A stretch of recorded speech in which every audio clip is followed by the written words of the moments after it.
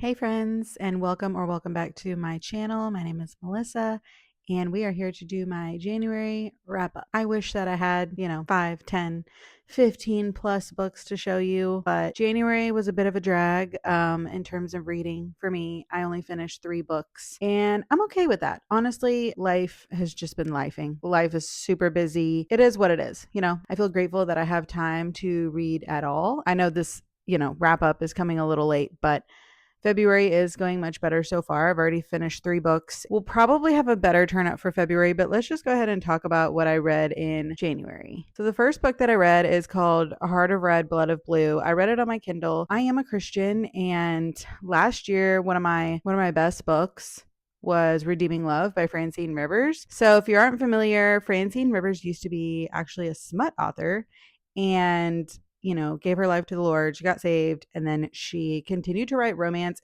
but had like all of her smut backlog pulled, which I think is pretty cool. I do like some spice in my books, so I'm not like opposed to it, but to each their own.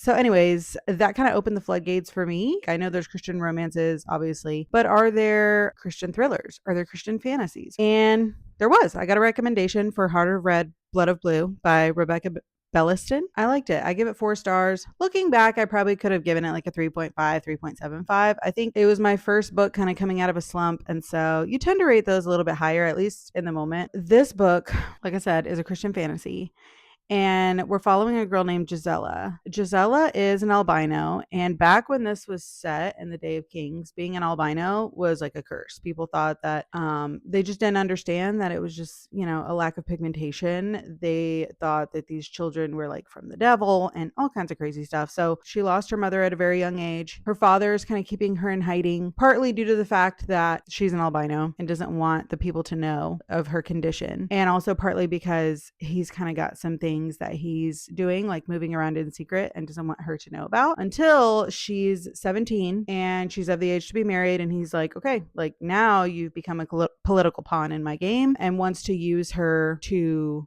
forge alliances with other kingdoms. And she's not having it. All these reservations as a 17-year-old girl, as she should, and she goes on the run. And that's really where our story begins. It's really a story of like self-discovery. There's themes of like forbidden love. She starts to figure out everything that her father and really her family, what they've been keeping from her, and everything that she's believed up until this point has been a lie. So I really enjoyed it. Like I said, I probably could give it like 3.75. Next, I read Air by Sabaa Tahir. I'm a huge fan of the Ember Quartet. I love An Ember in the Ashes, and that entire series is just flawless to me. Honestly, I might be biased because I really like any like desert fantasy. Aladdin was my favorite Disney movie growing up, and so anything that's similar, Arabian Nights, has to do with that sort of vibe.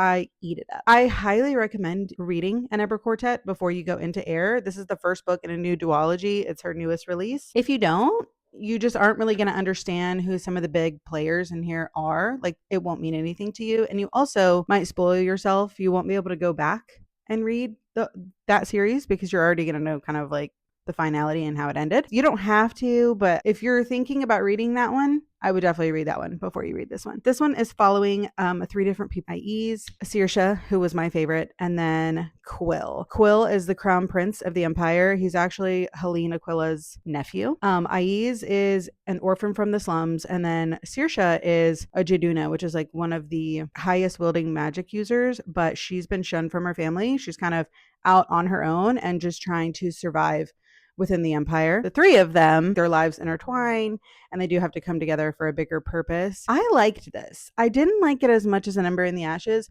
I will say that it's hard not to compare the two because they're set in the same world.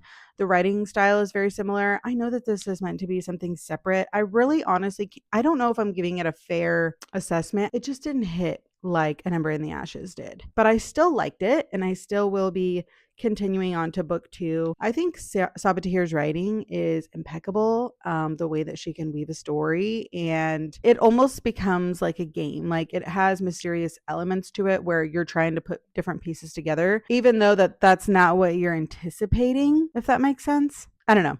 I liked it. If you're thinking about picking it up, I would recommend it. The last book that I read is actually a debut novel, and that is The Berry Pickers by Amanda Peters. I actually just picked this up for the cover alone. I Love the cover. I thought it was so pretty and cute. Stunning debut. I will say that. This follows an Indigenous family in Nova Scotia, Canada. It's 5 siblings in total, and the mother and father. They all kind of have to work together to survive, do different like odd jobs and things in order to keep food on the table. And every summer, they come to Maine to pick blueberries in the blueberry fields.